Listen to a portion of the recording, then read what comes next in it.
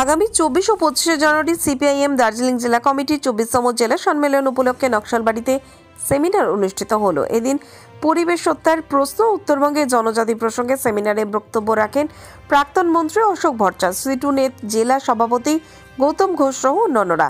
এদিন নকশালবাড়ির timber merchant অ্যাসোসিয়েশনের ভবনে উত্তরবঙ্গের একাধিক বিষয় নিয়ে বক্তব্য রাখেন অশোক ভট্টাচার্য। পরে সাংবাদিকদের অশোক ভট্টাচার্য জানান, আলোচনার মূল বিষয় পরিচিতি সত্তার প্রশ্ন এবং উত্তরবঙ্গ। প্রাক্তন মন্ত্রীর কথা, উত্তরবঙ্গে বিভিন্ন জাতি উপজাতি ভাষাভাষীর মানুষ বাস করেন, তাদের জন্য স্বায়ত্তশাসন পরিষদ গঠনের দাবি উঠেছে। পাহাড়কে ষষ্ঠ তফসিলের আওতায় আনা নিয়ে কথা আলোচনা করা হয়।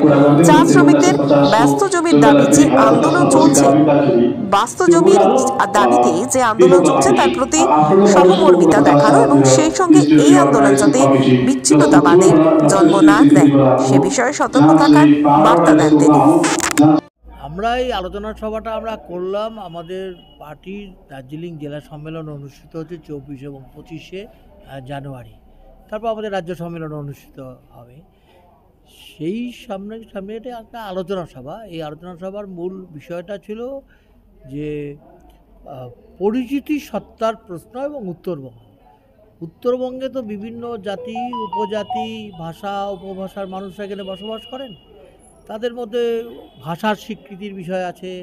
দার্জিলিংয়ে আরও পাওয়ারফুল একটা অটোনমাস কাউন্সিল দরকার, সেই প্রশ্নটা আছে। জমির প্রশ্ন আছে, চা বাগানের আদিবাসীদের তাদের যে বাস্তু জমির যে বিষয় আছে, এরকম তো অনেকগুলো বিষয় আছে।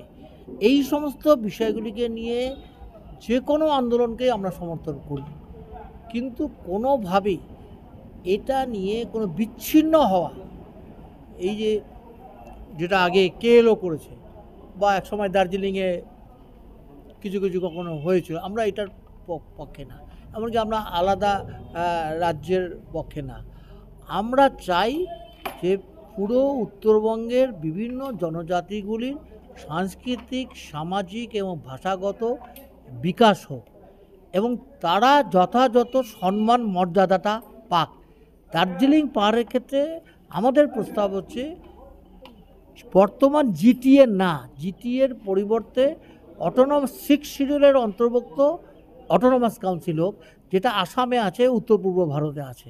আমি কয়েকদিন আগে সেখানে গেছিলাম, সেটা আমি দেখে এসেছি এবং তারা টোটালি ক্ষমতাটা রাজ্যের মতন ক্ষমতাই তাদের হাতে দেওয়া আছে। 6 শিডিউল হলে দার্জিলিংয়ের মানুষ অনেক বেশি পাওয়ার পাবে, অনেক বেশি ক্ষমতা পাবে। এটাই হচ্ছে দার্জিলিংয়ের সমস্যার সমাধানের একমাত্র পথ। এটাই আমি এখানে আজকে বললাম।